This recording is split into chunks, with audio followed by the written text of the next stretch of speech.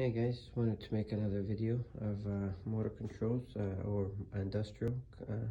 So here I'm making some labs uh, over one of the schools here. I'm making some portable labs. If you notice here, we do have our contactors with some of the wires already pre-landed, some of the auxiliaries, some of the extra auxiliaries. Here you have your power, your leg 1, leg 2, leg 3, and then here you have your overloads, your leg 1, leg 2, leg 3, and again this goes down to some terminal blocks right over here. So this is the connection point for all of these. A lot of these have not been landed. They still need to be landed. If you notice, I pan outside. I still have a lot of wires right here that we still need to land. Quite a bit that needs to be landed. We'll be working on some of these today right here. A lot of these still need their wire markers to be put on them. So for example, this is a ground wiring marker. Here you have a control relay 1/9, control relay 2/5, control relay 1/1, and so on and so on. So you have your push buttons, you have your control relays, so all these different things. So switch, different things that you have right here that are indicated for them. These are all pre-made, so we have quite a few. Here I'm going to show you an example of a lab that's already pre-done. So here's how they get labeled. All these have their labels on them. Kind of tough to read, I know, but this is how we put all the labels to a lot of these, to each one that goes into the contact block right there. So I mean the terminal block. So these right here is our finished one. This one here, the one we're building right now, is a portable one. It's going to be connected to those in case we ever have too many students. Here, this lab happens to have 20 labs on this.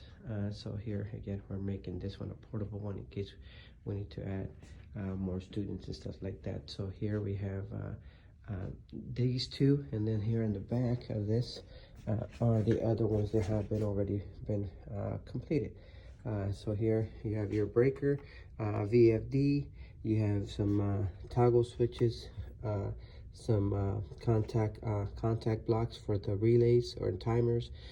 You have your stop, start, reset, on and off, all these. So here your transformer, your disconnect with again with its fuses inside. Well, this one doesn't have fuses, but it's a nice switch one. So again, so all these are where our students are going to be making the connections right here. They don't actually get to connect it right onto the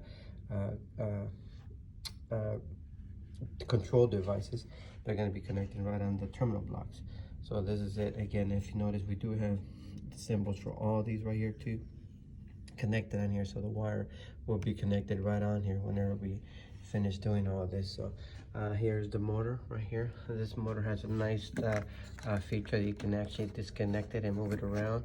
So if it cooperates right now, so see, I can just move this out, and then I can just so that means I can change the rotation. So once I remove this out of here, I can go ahead and switch it out. And if I could just keep my camera straight, it would be helpful. Kind of hard to do this at the same time and film. Here they have our 120 power. This guy's where they pick up their 120 power, KV 120. Here again our single phase 120, and then your 3-phase voltage for your motors, and then for your actually this one's from your VFD. This one's for your motors right here. So again, it gives you nice options, very nice design. If you notice, nice and neat. Everything's inside the gutters, everything's inside of here, nice and protected. Nice. Again, these are the options where the students can actually land theirs, but the other ones are nice and closed. And again, that's how your panel should look, nice and neat. Everything nice and guided inside the raceways, so no wire will be be shown across. You don't see anything going across or anything going like that. What you do is, let's say this wire needs to go just right here. It goes all the way around, it goes all the way back and back into this way. You don't want it crisscrossing. You don't want it just a wire hitting like that. You want to make sure it's nice and neat. So that's how your wire should always look when you start doing a lot of this. I'm going to be landing some of these, and I'll show you guys how some of this works. A lot of these, if you notice, they do have what's called ferrules, which is these right here. These actually go onto the wire. Oops, throw them everywhere.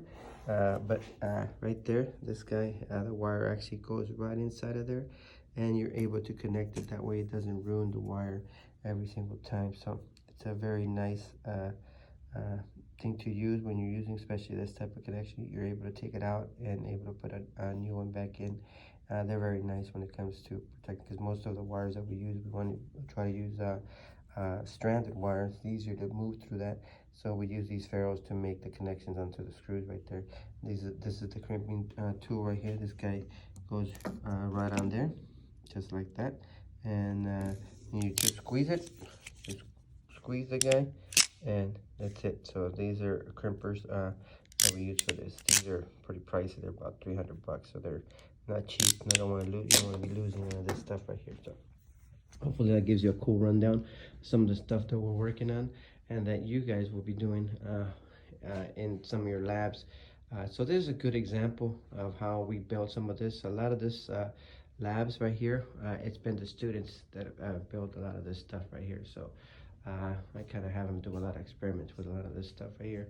I know it's a little bit different than the one you guys have over in San Joaquin, but we have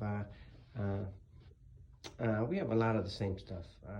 Do a lot of almost exactly the same thing. So both very cool labs.